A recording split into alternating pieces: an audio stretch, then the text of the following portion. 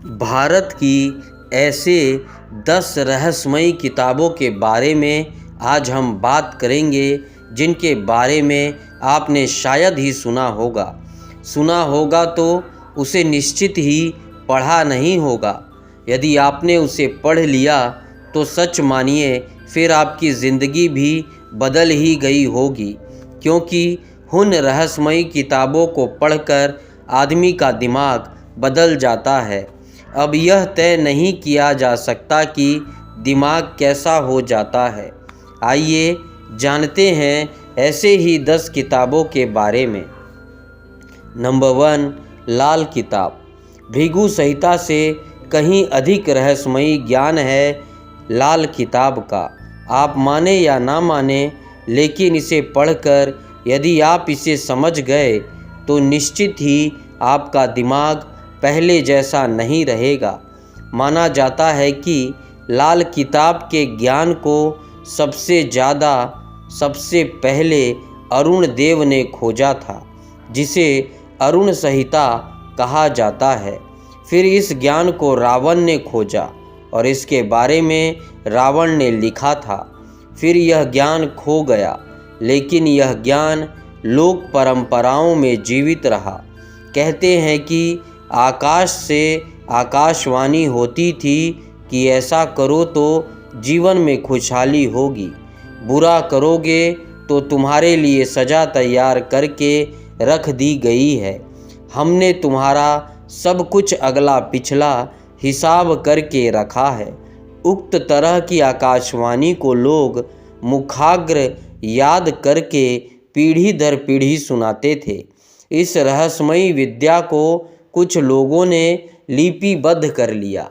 जब 1939 को रूपचंद जोशी ने इसे लिखा था तो कहते हैं कि उनके पास हिमाचल से एक प्राचीन पांडुलिपि प्राप्त हुई थी। तब उक्त पांडुलिपि का उन्होंने अनुवाद किया था। लाल किताब ज्योतिषों की पारंपरिक प्राचीनतम विद्या का ग्रंथ है। उक्त विद्या उत्तरांचल और हिमालय क्षेत्र से हिमालय के सुंदर इलाकों तक फैली है।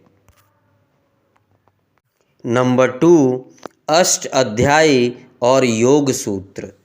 पाणिनि द्वारा रचित यह दुनिया की प्रथम भाषा का प्रथम व्याकरण ग्रंथ अष्ट अध्याय 500 ईस्वी पूर्व का है। इसमें 8 अध्याय हैं, इसलिए इसे अष्ट अध्यायी कहा गया है। इस ग्रंथ का दुनिया की हर भाषा पर बहुत गहरा प्रभाव पड़ा है। अष्ट अध्यायी में कुल सूत्रों की संख्या 3090 है। इन सभी सूत्रों को समझने के बाद आपको जिस ज्ञान की प्राप्ति होगी वह दुनिया की अन्य किसी व्याकरण की किताब में नहीं मिलेगा। यह शुद्ध ज्ञान है। नंबर 3, उपनिषद। उपनिषदों की वेदों का सार या निचोड़ कहा गया है।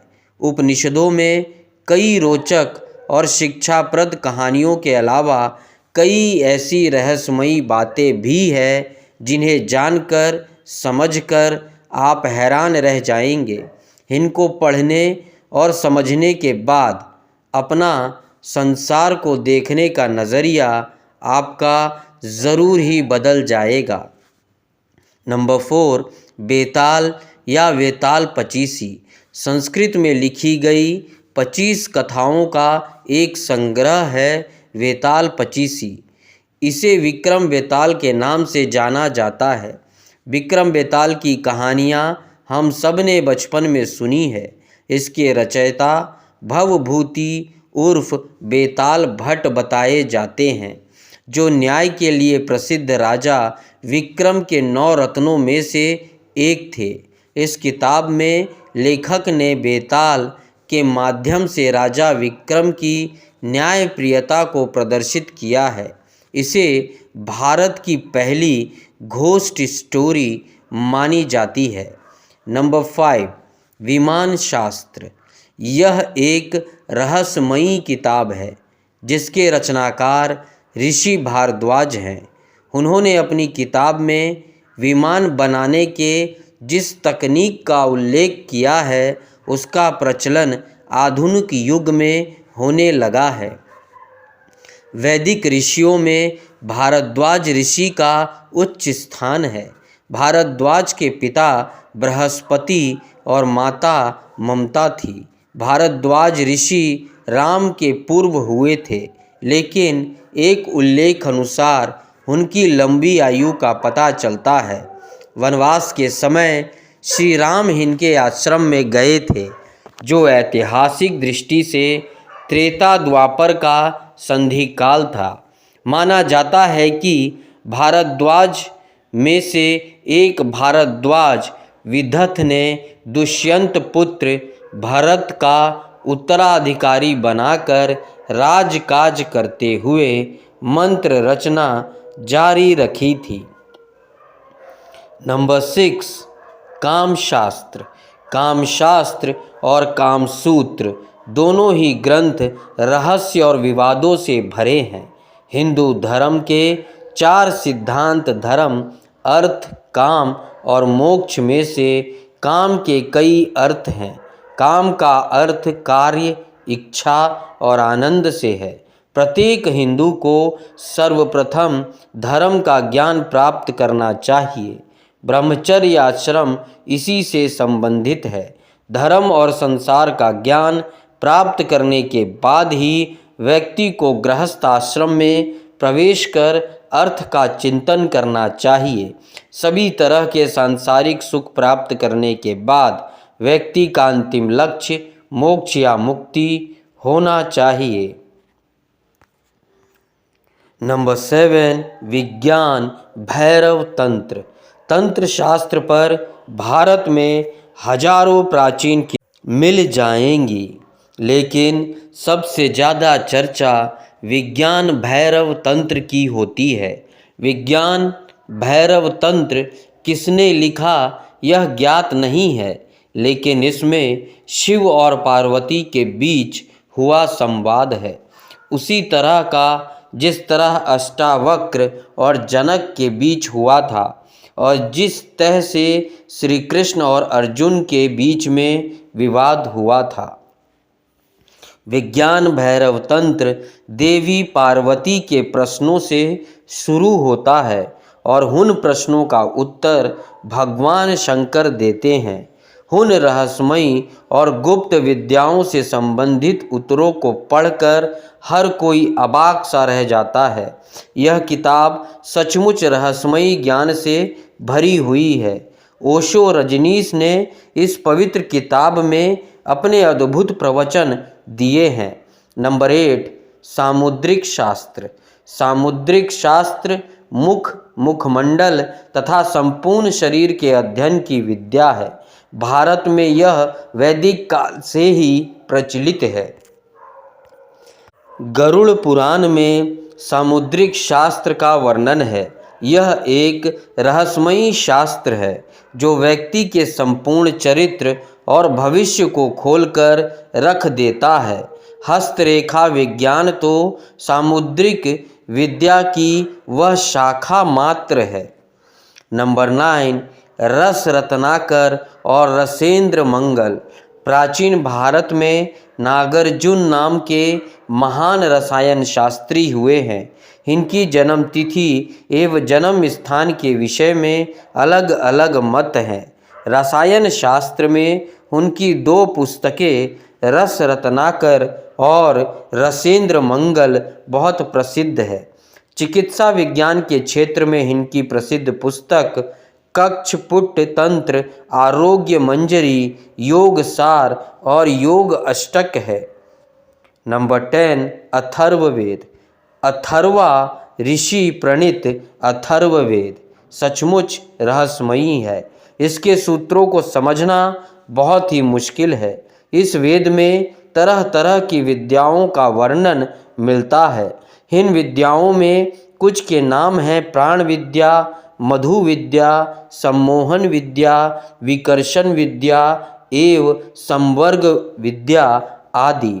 वर्तमान में प्रचलित रेकी विद्या का उद्गम भी यह वेद ही है। दरअसल इस विद्या का जिक्र हमें अथर्ववेद के 13वें अध्याय में मिलता है। अथर्ववेद कहता है कि किसी षड्यंत्रकारी ने यदि उत्कोच अर्थात घूस देकर अथवा फिर किसी अन्य उपाय से आपका अहित किया है, तो आप किसी यक्ष का स्मरण कर ध्यान अवस्था में रहते हुए यह आभास पा सकते हैं कि आपके खिलाफ कहाँ कौन सा कुचक्र हो रहा है। कुछ इस तरह की विधायक विद्या है संवर्ग विद्या, जो उपनिषद युगिन गाड़ीवान को आती थी। यह गाड़ीवान ही रेकव ऋषि थे। उनका नाम गाड़ीवान इसलिए कि वे अपनी गाड़ी में ही सोते रहते थे। रेकव ऋषि ने विराट से झरती ऊर्जा को सीधे सीधे ग्रहण करने की विधि अपनाई थी। उनकी ही इस विद्या को जापान में रेकी कहा गया।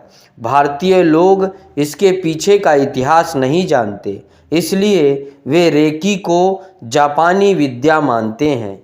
इसके अलावा अथर्ववेद में उल्लेखित सम्मोहन विद्या भारतवर्ष की प्राचीनतम और सर्वश्रेष्ठ विद्या है। सम्मोहन विद्या को ही प्राचीन समय से प्राण विद्या या त्रिकाल विद्या के नाम से पुकारा जाता रहा है। कुछ लोग इसे मोहिनी और वशीकरण विद्या भी कहते हैं। अंग्रेजी में इसे हिप्नोटिज्म कहते हैं। हिप्नोटिज्म मेस्मेरिज्म का ही सुधरा रूप है। यूनानी भाषा हिपोस से बना हिप्नोटिज्म, जिसका अर्थ है निद्रा सम्मोहन, शब्द हिप्नोटिज्म से कहीं ज़्यादा व्यापक और सूक्ष्म है। पहले इस विद्या का इस्तेमाल भारतीय साधु संत सिद्धियां और मोक्ष प्राप्त करने के लिए करते थे। जब यह विद्या गलत लोगों के हाथ लगी तो उन्होंने इसके माध्यम से काला जादू और लोगों को वश में करने का रास्ता अपनाया। मध्यम काल में इस विद्या का भयानक रूप देखने को मिला। फिर यह विद्या खो सी गई है। कौटिल्य का अर्थशास्त्र दुनिया के इस अर्थशास्त्र की मिसाल दी जाती है। यह चाणक्य द्वारा लिखी गई विष्णुगुप्त, इसका असली नाम जो था दरअसल चाणक्य चंद्रगुप्त मौर्य के महामंत्री थे और इनका असली नाम विष्णुगुप्त था। अगर वीडियो पसंद आया हो तो चैनल को लाइक और सब्सक्राइब करना नहीं भूलिएगा।